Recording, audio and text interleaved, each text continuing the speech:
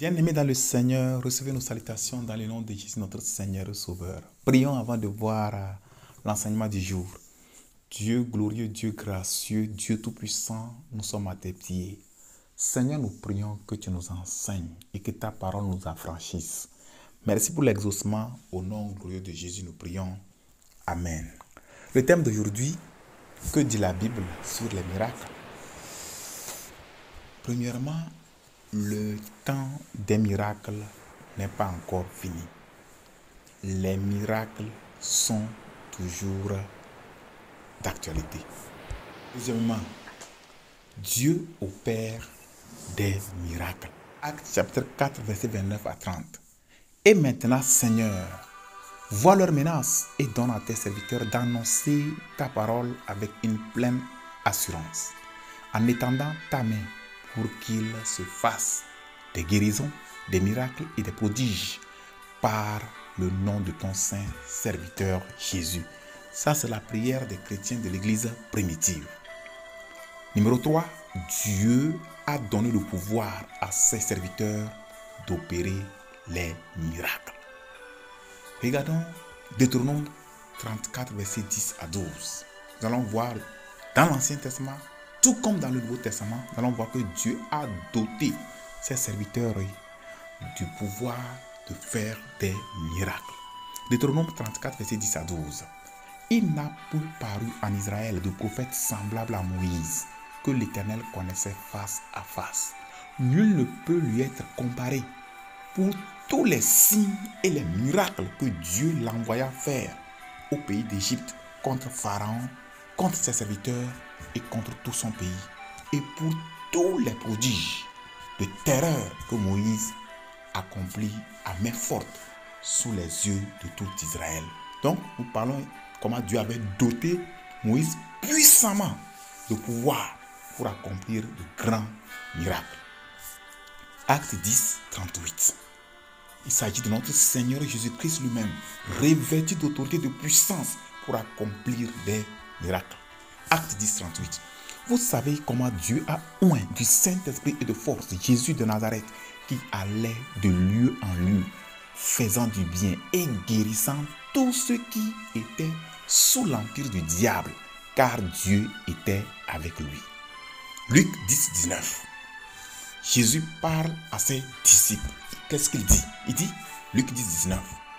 Voici, je vous ai donné le pouvoir de marcher sur les serpents et les scorpions et sur toute la puissance de l'ennemi. L'ennemi là-bas, c'est le diable. Et sur toute la puissance de l'ennemi. Et rien ne pourra vous nuire.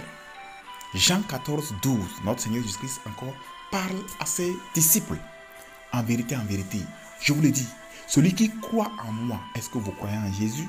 Vous êtes disciple de Jésus, vous suivez ses enseignements, vous pratiquez sa parole. Jésus dit, Jean 14, 12, en vérité, je vous le dis, celui qui croit en moi fera aussi les œuvres que je fais. Et il en fera de plus grandes, parce que je m'en vais au Père. Quatrième chose que nous voyons ici, c'est que les serviteurs de Dieu ne doivent pas courir après les miracles, mais ils doivent être plutôt des faiseurs de miracles. Nous avons déjà dit ça au point 3, que Dieu nous a dotés de pouvoir. Jésus nous a doté de pouvoir en tant que ses serviteurs, en tant que ses enfants, d'opérer des miracles. Donc, le quatrième point nous dit ici que nous n'allons pas, en tant que serviteurs de l'Éternel, nous ne devons pas courir derrière les miracles, mais nous devons accomplir les miracles. Marc 16, versets 17 et 18. Jésus parle encore à ses disciples. Il dit, voici les miracles qui accompagneront ceux qui auront cru. Les miracles vont les accompagner. Les miracles vont les suivre. Ce n'est pas eux qui courent derrière les miracles. Voici les miracles qui accompagneront ceux qui auront cru en mon nom. Ils chasseront les démons. Ils parleront de nouvelles langues. Ils saisiront des serpents. S'ils voient quelques breuvages mortels, il ne leur fera point de mal. Ils imposeront les mains aux malades et les malades seront guéris. Numéro 5. Les miracles peuvent amener les gens à se convertir. Voyons quelques cas dans la Bible. Jean 4, 48. Les paroles de notre Seigneur Jésus-Christ lui-même. Jésus lui dit, si vous ne voyez des miracles et des prodiges, vous ne croyez point. Maintenant, voyons un cas pratique. Actes chapitre 13, versets 9 à 12. Alors Saul, appelé aussi Paul, rempli du Saint-Esprit, fixa les regards sur lui et dit: Homme plein de toute espèce de ruse et de fraude, fils du diable, ennemi de toute justice, ne cesseras-tu point de pervertir les voies droites du Seigneur? Maintenant, voici la main du Seigneur est sur toi. Tu seras aveugle et pour un temps, tu ne verras pas le soleil. Aussitôt, l'obscurité et les ténèbres tombèrent sur lui. Et il cherchait en tâtonnant des personnes pour le guider. Alors, vous voyez maintenant le résultat de ce miracle.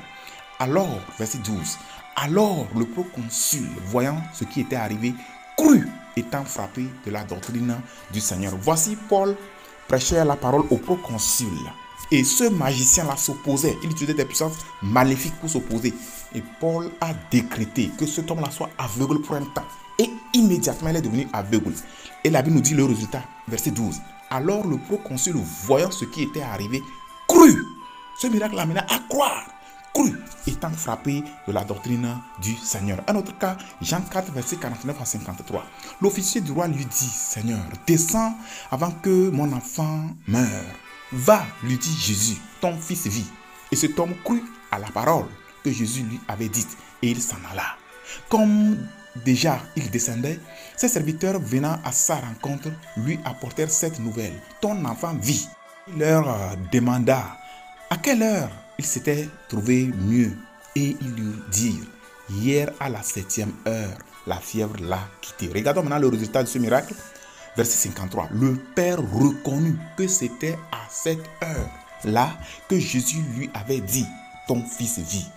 Et il crut, lui et toute sa maison.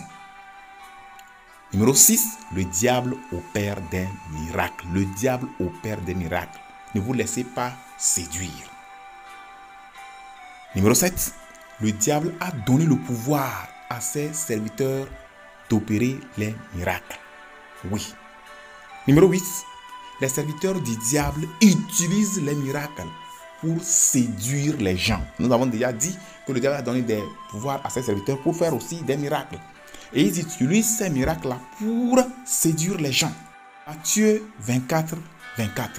Car il se lèvera de faux Christ et de faux prophètes.